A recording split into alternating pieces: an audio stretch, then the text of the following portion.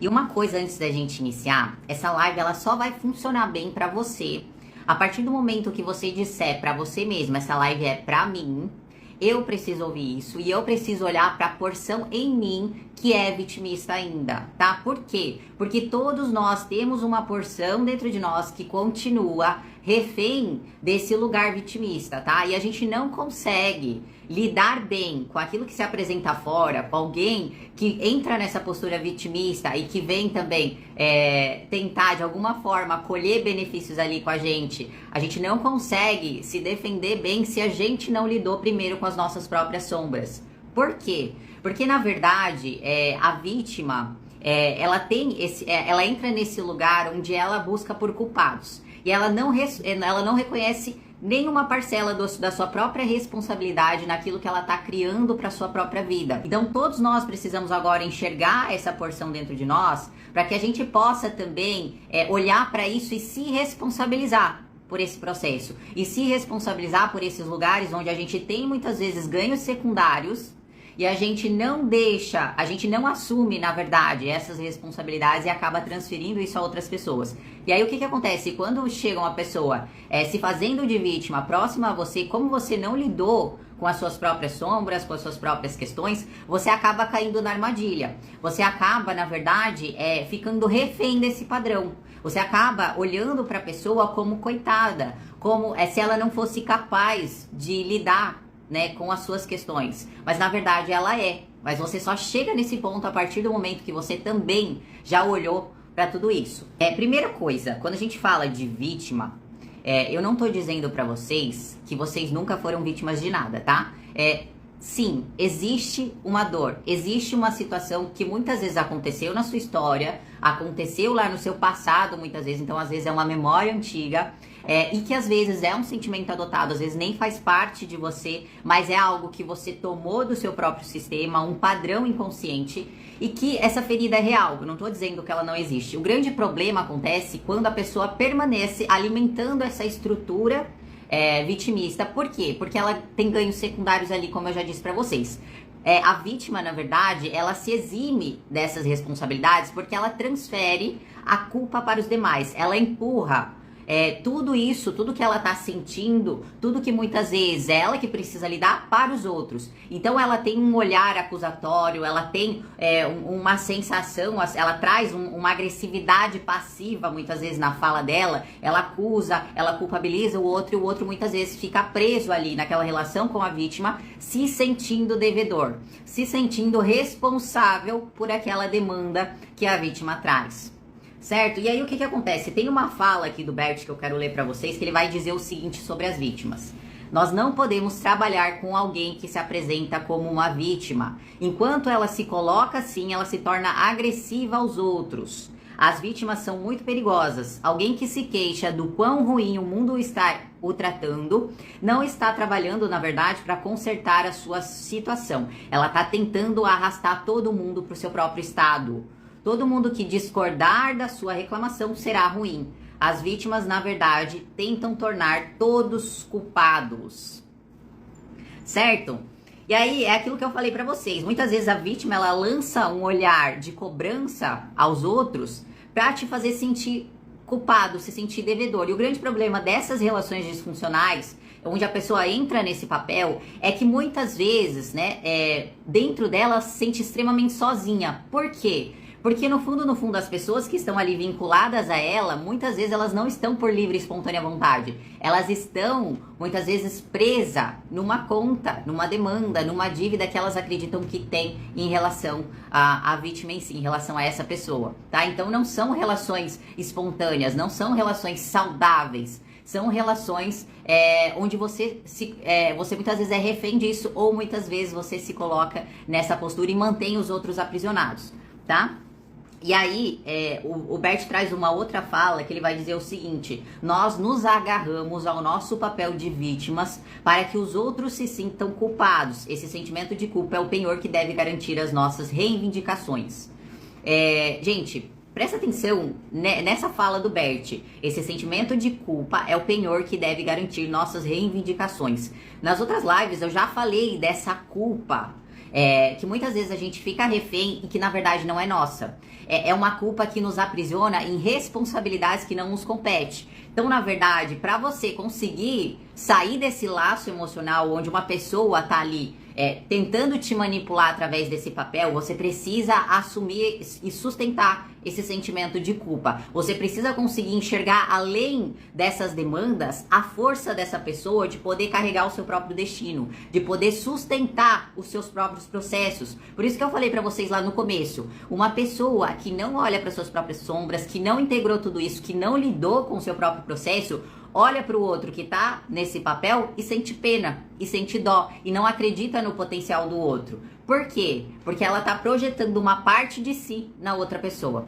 Eu quero dar alguns exemplos para vocês, aqui só para ficar mais claro, essas estruturas de relações disfuncionais na vida prática, tá? Então vamos imaginar o seguinte, vamos imaginar que um filho já adulto, onde teoricamente ele já tem uma certa idade, e continua morando com seus pais. Por quê? Porque na infância essa pessoa teve ali viveu situações muito difíceis com esses pais foram ausentes ou tinha algum traço de personalidade aí muito difícil. E aí o que acontece? Esse filho ainda adulto permanece refém dessa relação. Por quê? Porque ele ainda tá reivindicando algo. Porque ele ainda continua numa posição vitimista. E quanto mais ele continua nessa posição vitimista, mais ele tem ganhos por continuar ali. Por quê? Porque os pais, consequentemente, se sentem culpados por não ter dado o suficiente, né? Por não ter oferecido, na época, o melhor, talvez, ali, por situações adversas, e aí o filho permanece ali tendo ganhos nessa relação. Que ganhos são esses? Ele se exime de ter que correr atrás do que precisa ser feito, de ter que, sabe, pagar suas próprias contas, de ter que se sustentar sozinho, de ter que fazer a sua própria vida. Então ele tem ganhos ali. Isso é cômodo para ele. E da mesma forma, muitas vezes esses pais que têm questões emocionais mal resolvidas também se alimentam de alguma forma do filho, né? Trazem aí as suas dores, muitas vezes, do relacionamento de casal deles para esse filho. Esse filho ali fica, na verdade, como se fosse um contrato velado, sabe? Olha, vocês me dão aí alimento, moradia e essas coisas que eu não tô afim de correr atrás por mim mesmo. Enquanto isso, eu fico aqui como um ouvido de pinico, cuidando das dores de vocês, me metendo na relação de vocês, e tá tudo certo, a gente troca nesse sentido. Percebe que é um viés negativo? E é por isso que muitas e muitas pessoas ficam aprisionadas nesse lugar, porque não reconhecem as suas próprias responsabilidades e ficam tomando para si aquilo que não é seu, enquanto deveriam estar ocupadas em fazer o que precisa ser feito, certo? Um outro exemplo, então, que eu posso trazer para vocês é da consequência disso na vida. Então, imagina só, uma pessoa que ela tem ali alguma questão com os pais ainda, porque é impossível a gente não ter nada em relação aos nossos pais. A gente sempre vai ter alguma marca, algum trauma, alguma dor, tá? Então imagina só essa pessoa que tem essa memória dentro dela, não trabalhou, não elaborou isso, não conseguiu olhar pra isso ainda e vai pra vida com esse sentimento de vítima, com esse ressentimento, com essa mágoa, com essa raiva. O que essa pessoa faz? Ela chega na vida adulta se sentindo uma coitada, e ela vai transferir essa conta para os outros. Então a culpa é do meu chefe, porque o meu salário não é bom. A culpa é do governo, porque acontece isso, isso, isso. A culpa, na verdade, é do meu marido, é da minha esposa, porque ela nunca faz aquilo que eu quero, porque ele nunca faz aquilo que eu peço. E, na verdade, a pessoa não consegue olhar para toda uma situação de uma outra perspectiva. Então, vamos imaginar o seguinte, nessa questão do salário ali. A pessoa acredita que a culpa é só do chefe, porque ela tem um salário ruim, a culpa é só do chefe. Ela não acorda para observar outras e outras possibilidades que existem, onde ela pode fazer por si mesma aquele extra, ou aquele valor que ela espera, ou fazer uma outra transição. Entende? A pessoa não olha essa possibilidade, a culpa é sempre do outro. Ela sempre transfere aquilo para as outras pessoas, tá? E aí, gente, efetivamente a pessoa vítima, ela não faz nada para mudar aquela situação dela. Porque, na verdade, no fundo, ela não quer soluções. A vítima não quer solução. Ela quer, na verdade, ela não quer lidar com o problema e ela quer, na verdade, que outra pessoa resolva aquilo pra ela. E aqui, gente, a gente entra num lugar muito importante que eu quero trazer pra vocês, que é o equilíbrio de troca, tá? Dentro das constelações, uma das leis sistêmicas, na verdade, da constelação familiar é a lei do equilíbrio entre dar e receber, tá? Só que essa lei, ela funciona diferente para pais e filhos do que para relações entre iguais. Como assim iguais? Entre pessoas que estão numa mesma hierarquia. Então, em relação ao meu esposo, em relação aos meus amigos, em relação a uma troca profissional, isso precisa ser equivalente. Eu ofereço algo para a pessoa e ela me dá algo correspondente em troca. E a gente tem uma recíproca aqui nessa relação, tá? E aí, só que na lei do equilíbrio para pais e filhos, a gente tá desnivelado. Os pais, eles são maiores, então os pais dão para os filhos e os filhos tomam. Os filhos não conseguem devolver aos pais tudo que os pais já fizeram por esse filho. Por quê? Porque a vida é algo que não é possível devolver, gente. A gente não consegue devolver a vida. E a gente fica muitas vezes tentando nivelar isso, né? E aí o Bert tem uma fala que ele diz que a gente só consegue pagar essa conta de tudo que a gente já recebeu dos nossos pais quando a gente serve a outras pessoas, para além dessa esfera de influência. E qual que é o grande problema aqui nessa situação? Muitas vezes esse filho, ele não consegue receber aquilo que os pais puderam dar, né? Muitas vezes, mesmo que, vamos pegar uma situação extrema aqui, mesmo que o que os pais puderam dar foi somente a vida. Esse pai ou essa mãe, de alguma forma, não conseguiu criar esse filho, não conseguiu lidar com aquela situação, delegou aquilo pra alguém, ok. Ele só deu a vida, não foi presente, foi super ausente, beleza, ok. Agora a gente pega essa situação difícil, não tô dizendo que é fácil, e a pessoa que vive nessa situação extrema, ela guarda mágoa, ela guarda ressentimento, ela guarda raiva desses pais, mas muitas vezes ela vai pra vida indiferente. Não, na verdade eles não fizeram falta, não foi importante, na verdade isso não me afetou, como se realmente dentro deles fosse assim. Só que na verdade dentro tá todo aquele sentimento guardado. E aí essa pessoa vai pra vida adulta querendo só receber, porque eu não recebi o suficiente e agora as pessoas precisam me dar. E se torna uma pessoa vampira, sabe? Que só quer sugar do outro. Por quê? O que acontece? Quando a gente sai da casa dos nossos pais, quando a gente sai dessa esfera de influência dos nossos pais e vai pra vida vazio, ressentido, sem trabalhar essas dores, a gente não consegue trocar com os outros. Por quê? Primeiro, eu não acredito naquilo que eu tenho pra dar. Eu não acredito no meu próprio valor, eu não acredito naquilo que eu tenho pra oferecer. E segundo, que eu não consigo receber dos outros aquilo que eles têm pra me oferecer. Por quê? Se eu não reconheço que aquilo que os meus pais me deram já foi o suficiente, eu não vou conseguir reconhecer que o que as pessoas estão me oferecendo é o suficiente também. Nada nunca tá bom. Então a vítima entra naquele lugar e continua cobrando, cobrando, cobrando. Nada é bom, nunca tá bom, nunca é o suficiente. E você fica exausto, na verdade, numa relação com alguém que se posiciona dessa forma, tá? E a grande questão, gente, vocês podem acreditar que a vítima que se faz de coitadinha, ela é menor, sabe? Ela é uma coitada, mas na verdade ela se posiciona como muito maior.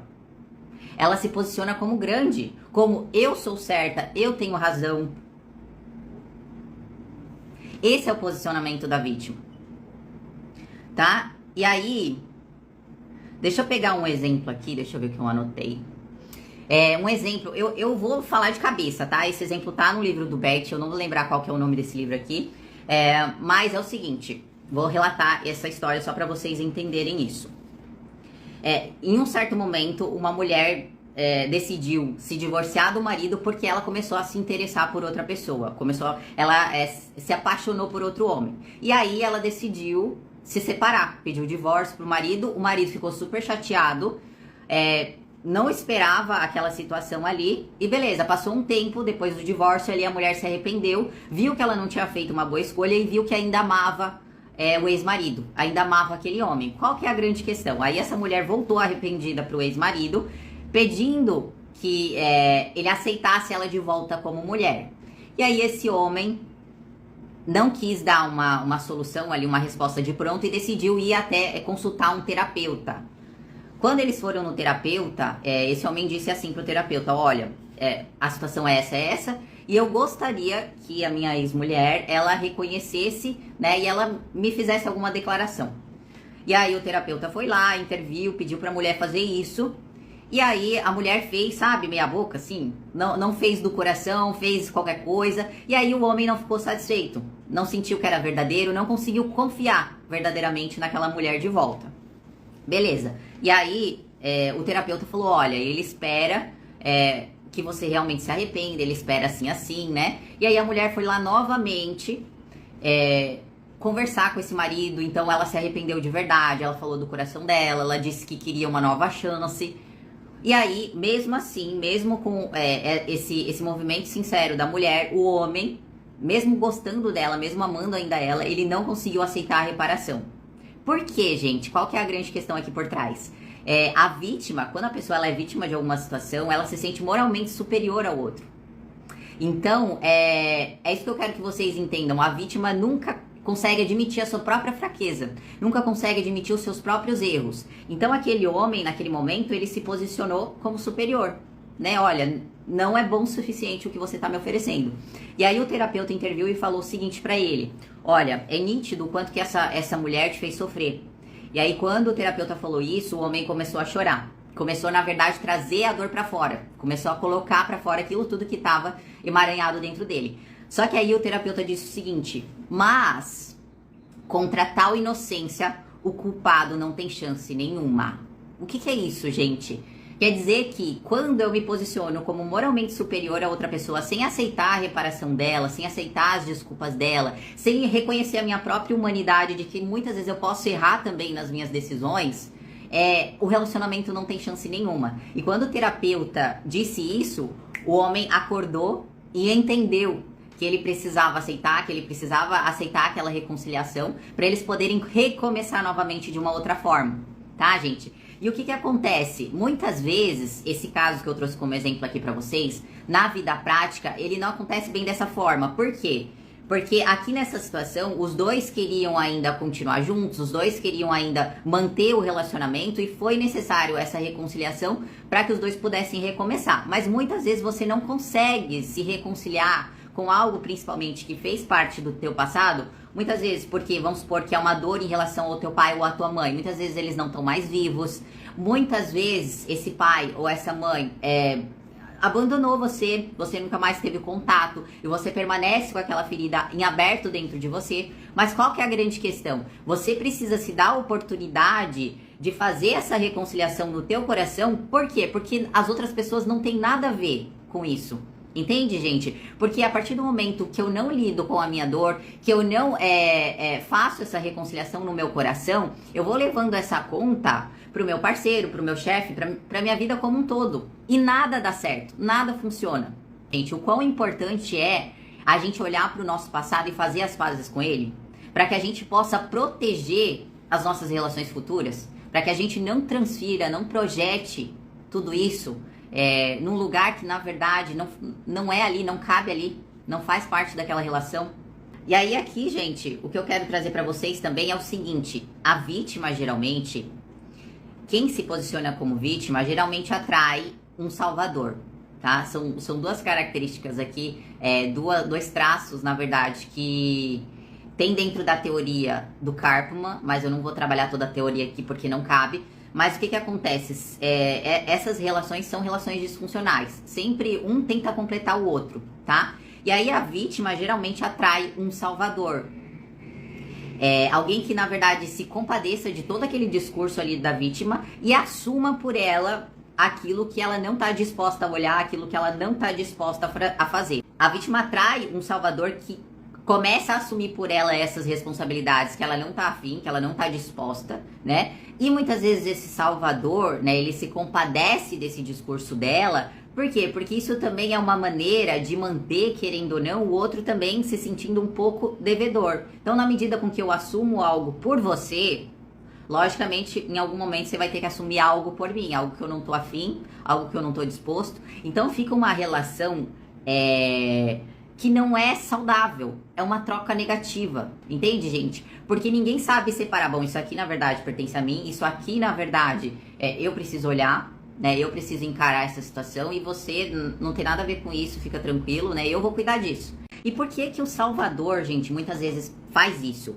Primeiro, por esse viés de troca, como eu disse pra vocês, então muitas vezes ele faz isso pra deixar o outro se sentir culpado e devendo também, pra de alguma forma esse outro assumir por ele aquilo que ele não tá disposto. E também o salvador faz isso, gente, pra se anestesiar da sua própria dor. Então, quando eu cuido da dor do outro, quando eu cuido daquilo que é do outro, eu não preciso olhar pra mim. Eu não preciso assumir também por mim aquilo que faz parte da minha jornada, que muitas vezes não é fácil,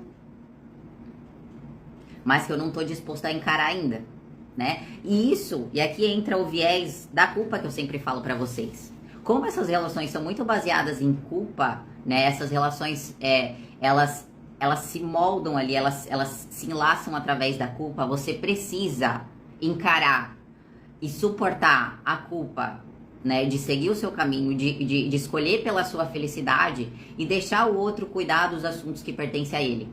O vício, na verdade, de alguém que se coloca nessa postura de salvador é justamente se ocupar das necessidades dos outros e esquecer das suas. Então, para a solução acontecer, gente, a solução ela só é possível quando cada um se coloca dentro do seu próprio lugar.